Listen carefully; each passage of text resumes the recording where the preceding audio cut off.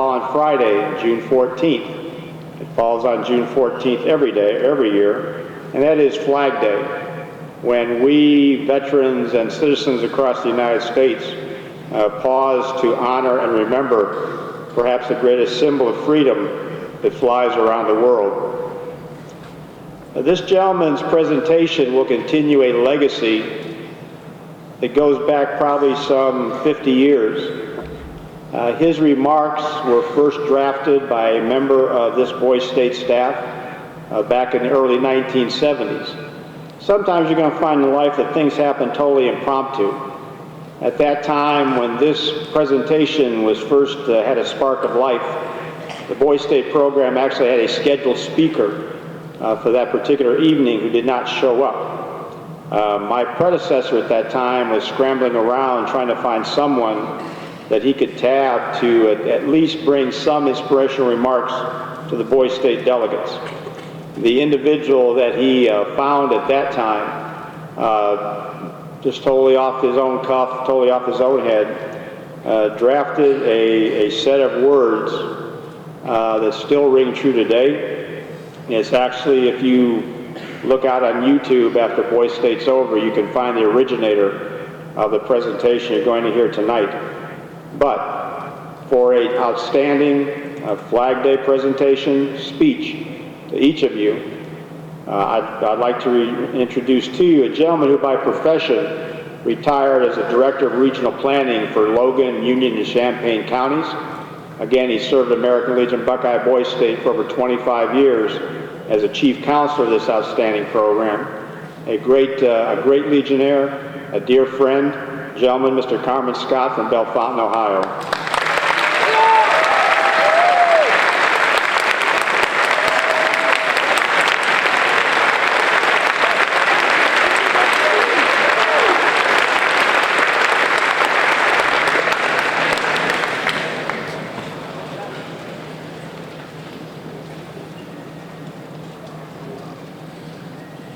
Americans all. A few years ago, there was a PR man that went over the very same route that Hannibal went over the Alps over 2,000 years ago.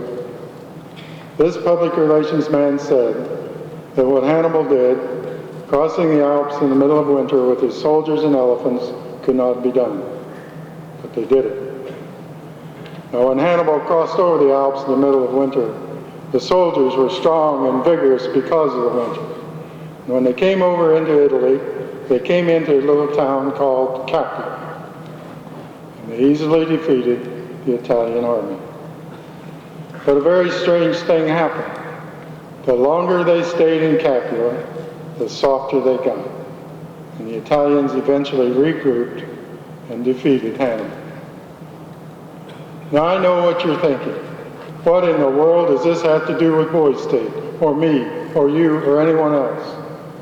Well, I think this incident is very pertinent, because I think that every one of us Americans are taking it too easy, and we don't realize the wonderful privileges and freedoms that we have.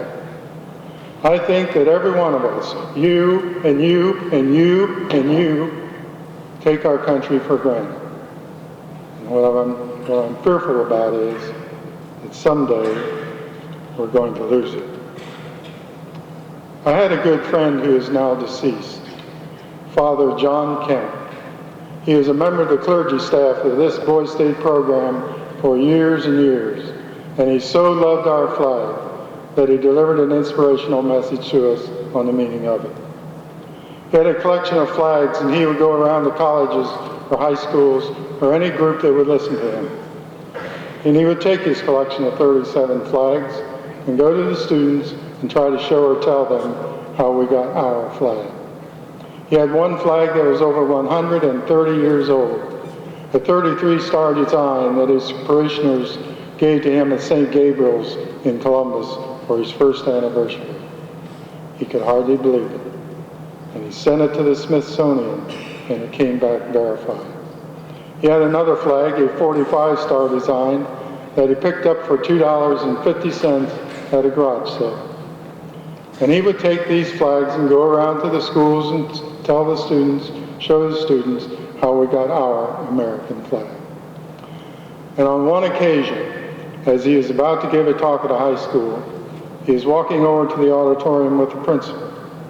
And he asked the principal, "Do the students say the Pledge of Allegiance?" And the principal said, "No, Father, we don't say the Pledge of Allegiance because if we do, it will become common and it won't mean anything."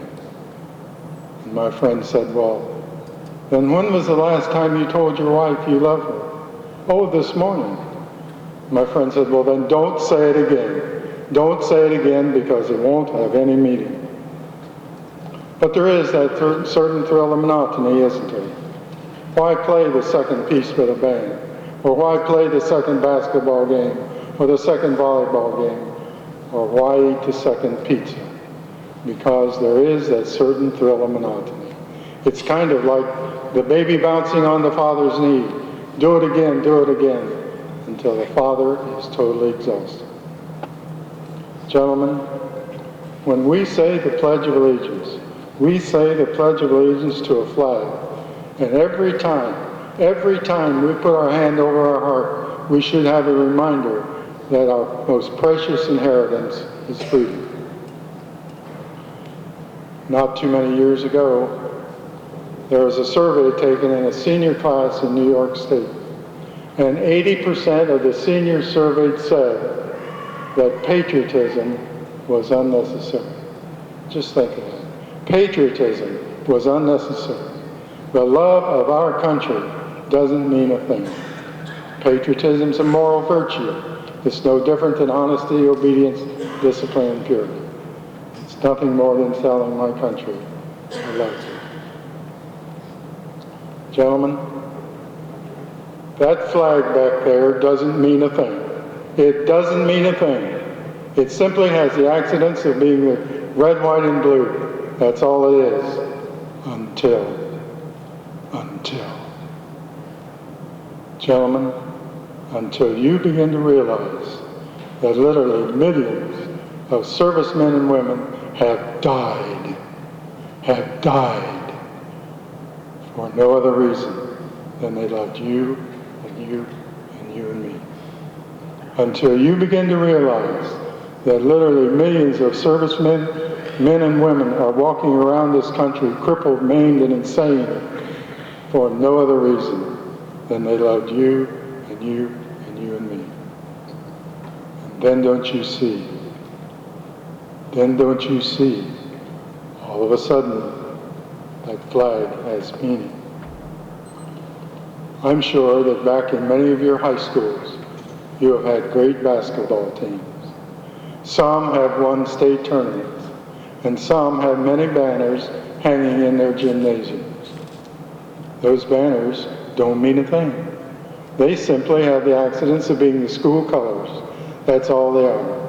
But you try to tell that to those students because those banners are a symbol. They're a symbol of hard work and of dedication and wanting to succeed. They're a symbol of coaches who have helped them to be victorious. They're a symbol of parents who have supported them. They're a symbol of cheerleaders who have cheered them on. And then don't you see, all of a sudden, those banners have meaning. And I would dare any of you to go into those particular gymnasiums and try to desecrate those symbols. Now, you've been studying about government all week. Well, I am a retired government worker and a Vietnam veteran, and let me tell you this. If anyone tried to desecrate that flag in my presence, they would have to fight me, suit, tie, and all, and I would die for that symbol of love.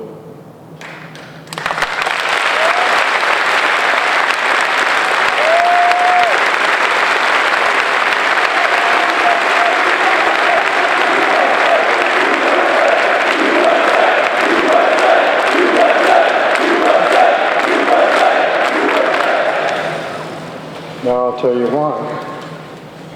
You see, there's just a little bit of me in that flag.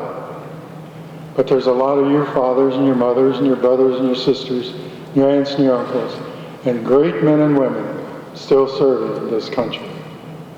And now don't you see, all of a sudden, that flag has meaning. Former President John F. Kennedy tells us, quoting Edmund Burke, "Evil will only triumph when good people do nothing.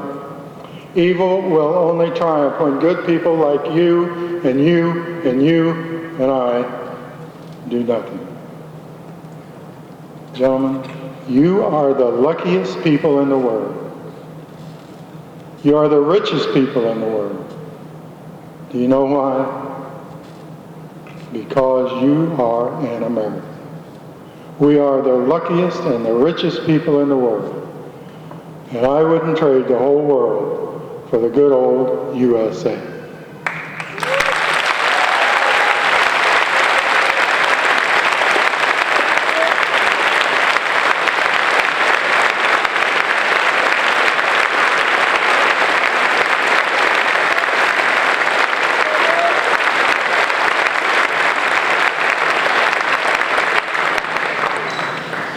Back during the Civil War, when wars were fought in a little different way, the color guard got quite a ways ahead of the regiment. And the colonel happened to see it. And he sent a runner up to the colors and he said, "You tell the color guard to come back to the regiment." And when the runner got up there, the color guard said, "You tell him to bring the regiment up to the colors." Not too long ago, Hurricane Sandy swirled up the eastern seaboard from Florida to Maine. And recently, tornadoes have swept through Texas, Arkansas, Oklahoma, Dayton, and Salina, Ohio. There was massive destruction. All were devastating. And many people were killed or injured. But our flag was still seen flying high amid the piles of rubble and debris. And 6 years ago, after the Boston Marathon bombing attack, our flag was still seen waving in the hands of many people throughout the streets of Boston. And then don't you see, all of a sudden, our flag means hope. It is a symbol that unites us during war and peace, and disaster, and horrific acts of terrorism. Our flag means sacrifice. To all who mourn at the side of a coffin draped with our flag, knowing that inside a serviceman or woman's life was taken in an effort to defend the freedoms of others. It represents countless heroes who have died, generation after generation, in defense of all the freedoms that we currently enjoy. Our flag flies free today because of their sacrifices.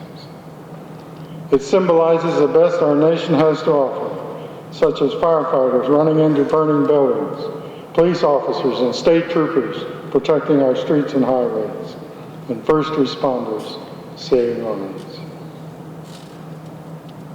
The flag is a reminder that in America you are free to choose your livelihood, free to choose your neighborhood, free to choose your friends, and free to choose your religion.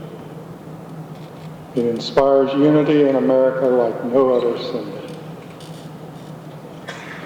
Former President Ronald Reagan once said, and I quote, "There is no greater, more beautiful, and instant